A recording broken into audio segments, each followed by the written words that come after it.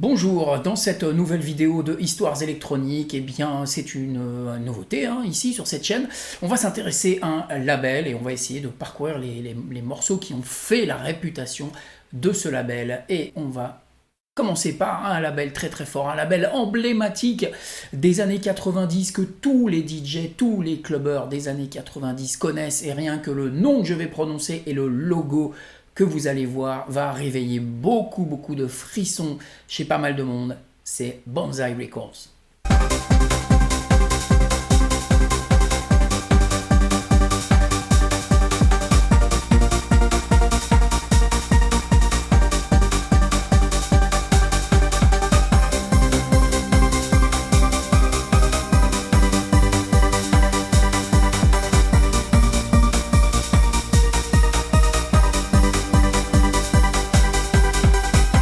Banzai Records, c'est un label fondé en 1992 en Belgique. Alors oui, vous allez me dire, je fais une fixation sur la Belgique après l'épisode sur la New Beat, mais il est vrai quand même que la New Beat est un vrai berceau de musique électronique. Dans les années 80, la scène électro-industrielle belge était très forte.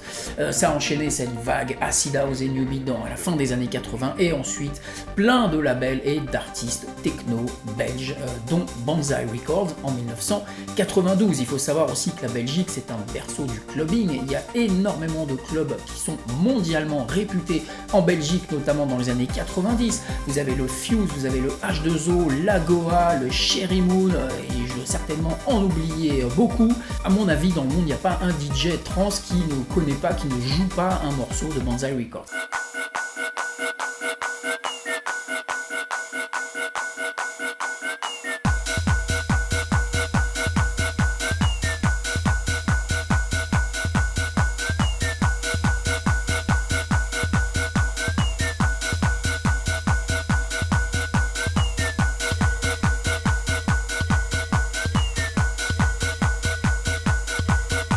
En 1992, le propriétaire d'un magasin de disques à Anvers, DJ Fly, décide de créer un petit studio dans l'arrière-boutique. Ça deviendra un studio incontournable. Plein de DJ belges vont passer dans ce studio et vont faire des productions qui vont toutes être hyper remarquées dans les années 90, avec un label qui va vendre des disques par centaines de milliers et qui va être connu à l'international. La ligne artistique du label, elle est simple: taper.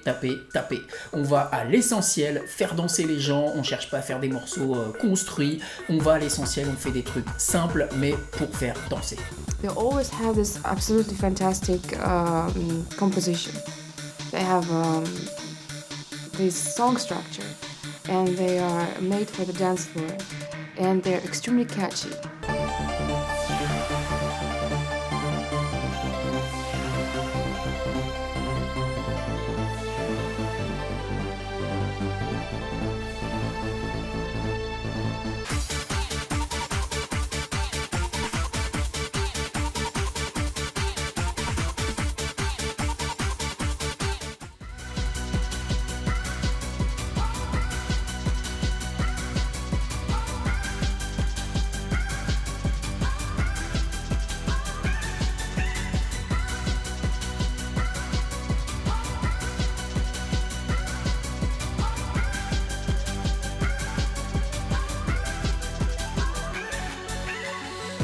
Le label fera faillite en 2003, puis il renaîtra parce qu'il a été racheté suite à différents accords commerciaux, mais le vrai label, le vrai label Banzai, c'est les années 90, et les morceaux qu'on va voir là sont tous faits dans les années 90. Le tout premier morceau sorti sur le label Banzai Records passe quand même totalement inaperçu, c'est même un échec commercial, c'est pas très grave.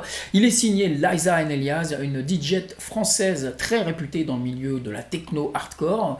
Et par contre, le deuxième morceau, lui, qui s'appelle Thunderball, et qui est quand même ultra simpliste, eh bien il va rentrer dans le top 40 en Belgique, et comme il est dans le top 40, eh bien les radios vont passer ce morceau, puisqu'il est quand même dans le top 40. Better.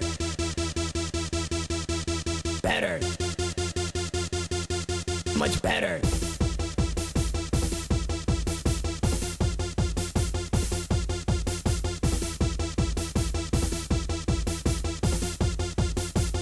Un autre morceau en 1993 qui fera la renommée du label Banzai, c'est un morceau tout aussi basique, hein, c'est Dream Your Dream par le groupe Soshkin.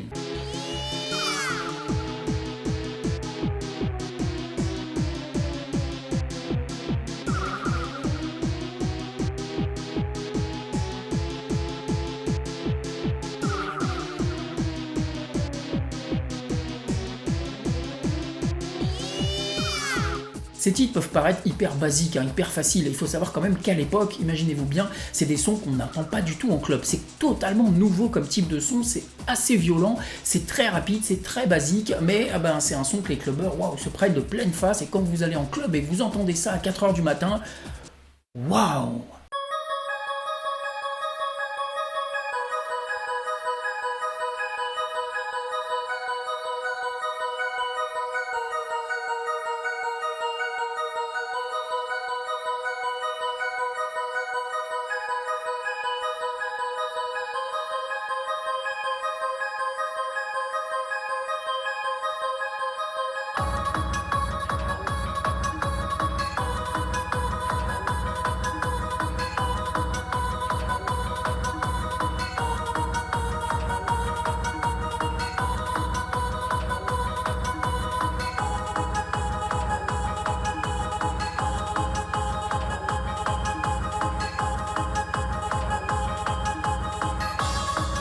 Et puis en 1993, c'est, on va dire, l'hymne du label. C'est le morceau le plus emblématique du label. C'est un morceau de trance très euphorique fait par Jones and Stephenson, qui s'inspire d'ailleurs, ils l'ont dit, de Jam & Spoon. Vous pouvez aller voir ma vidéo sur Jam & Spoon aussi, qui étaient les pontes de la trance, hein, qui étaient un peu les inventeurs de la trance en Allemagne. Et ils avaient envie de faire un morceau à la Jam & Spoon. D'ailleurs, le nom Jones and Stephenson, même s'il s'appelle effectivement Jones and Stephenson, mais ils ont trouvé leur nom en rapport avec le Jam & Spoon, voilà, pour avoir les mêmes initiales, on fait un petit clin d'œil, et ils se sont dit, on va faire la même chose que Jam & Spoon, mais en plus dur et en plus vite. Déjà, les morceaux de Jam & Spoon étaient dans les 140 BPM, et maintenant, eux, ils décident de faire un morceau à 160 BPM, ça deviendra un peu la référence BPM à cette époque pour les productions de Banzai Records. C'est extrêmement rapide, c'est extrêmement violent, mais la mélodie est magnifique, et vous la retenez tout de suite, et quand vous écoutez ce morceau, c'est pareil, c'est hyper euphorisant.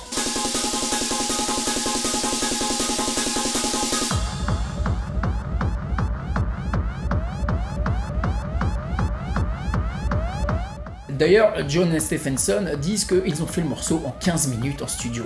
Ça a été quand même super simple à faire, comme beaucoup de morceaux de l'époque de Banzai Records. Les morceaux sont très simples et sont faits extrêmement rapidement, mais il y a une raison technique à cela. Is tot in perfectie gemaakt, maar ik bedoel, met het materiaal en alles wat we toen van mogelijkheden hadden, zijn er fantastische nummers gemaakt. Ja. Van 700k, alle klanken en alles stak daarop. Daar kon je maar, ik geloof, 4 seconden of 7 seconden mee samplen. Maar dat was ook het grote voordeel, dat die platen zo simpel waren. Allee, niet slecht bedoeld simpel, maar minimal eigenlijk. Het is gewoon omdat wij niet meer konden. Ons geheugen was op, de disket was vol. Je moest de track op die een dag afwerken. Want de dag daarna zat er iemand anders in de studio.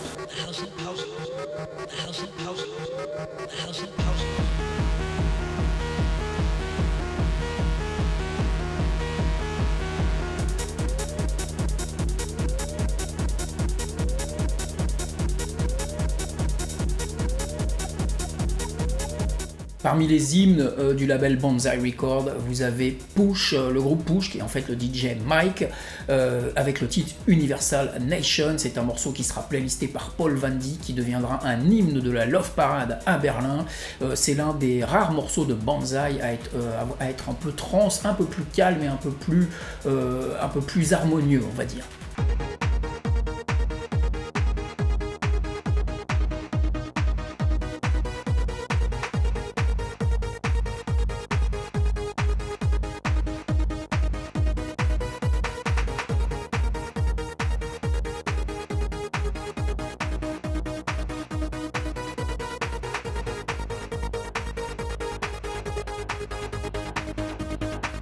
Ik denk een van mijn gloriemomenten is dat ik plots van Peter van toen van I Love Techno een telefoon kreeg en Universal Nation was toen net uit. En die zei, deze is een van de beste Belgische exportproducten dat ik ooit gehoord heb. Ja, je kunt dan als 22 jaar manneke zeggen, dat was zo van...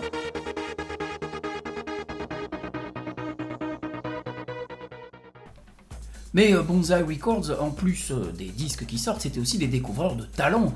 On pense à Yves de Ruyter, on pense à Axel Jones, Stephenson, CJ Bolland qui a travaillé avec Banzai Records aussi, et puis Airwave par exemple sur ses images, qui est un jeune producteur de trance qui travaille encore et qui est très réputé aujourd'hui.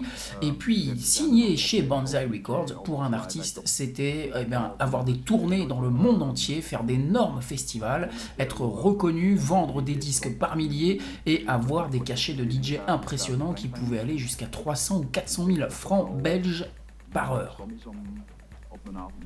Banzai Records est un tel phénomène dans les années 90 que tous les clubbers veulent avoir des t-shirts Banzai Records, donc ils décident de créer des goodies, des sacs, des t-shirts, des vêtements, des pulls à manches longues, c'était un peu la mode à l'époque chez les clubbers, des pins, en veux-tu en voilà, et d'ailleurs à tel point qu'à un moment donné la boutique vendra plus de goodies que de disques en elle-même. Et puis le début des années 2000 va marquer le déclin du label pour diverses et plusieurs raisons. Déjà au début des années 2000, c'est l'avènement du partage des MP3 sur internet et du piratage de la musique avec des outils comme Napster et le déclin aussi des ventes du vinyle et du CD. De nombreux labels vont faire faillite dans les années 2000 et Banzai en fera partie, bien qu'ils aient signé un contrat de distribution record en Belgique avec une avance de 1 million de dollars par Sony Music qui distribuera le label Banzai Records dans le monde entier. Ça ne suffira pas, vous avez aussi malheureusement les attentats du World Trade Center en 2001 alors que Banzai avait tout préparé pour lancer une compile pour attaquer le marché français, une compile qui devait s'appeler Boom.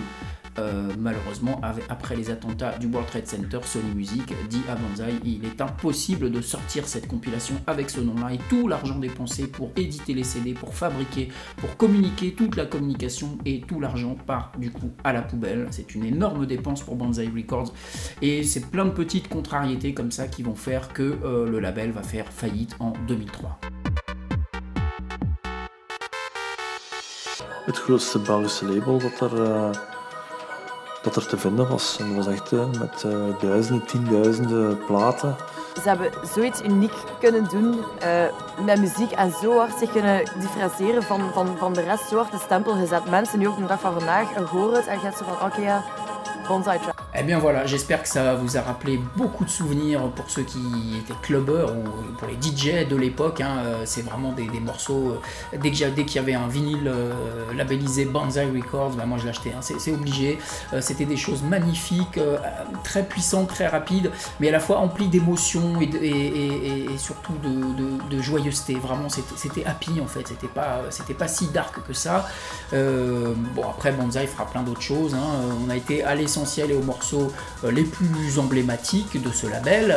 Je vous conseille un reportage de la Red Bull Academy sur le label Banzai Records. J'ai mis le lien dans les commentaires si vous voulez le voir, il est sous-titré en anglais. Et puis n'hésitez pas à vous abonner à la chaîne si c'est pas encore fait. On reviendra sur l'histoire d'autres labels comme ça dans le futur. J'espère que ça vous plaît et n'hésitez pas à laisser des petits commentaires. Ciao, bye bye, à plus tard.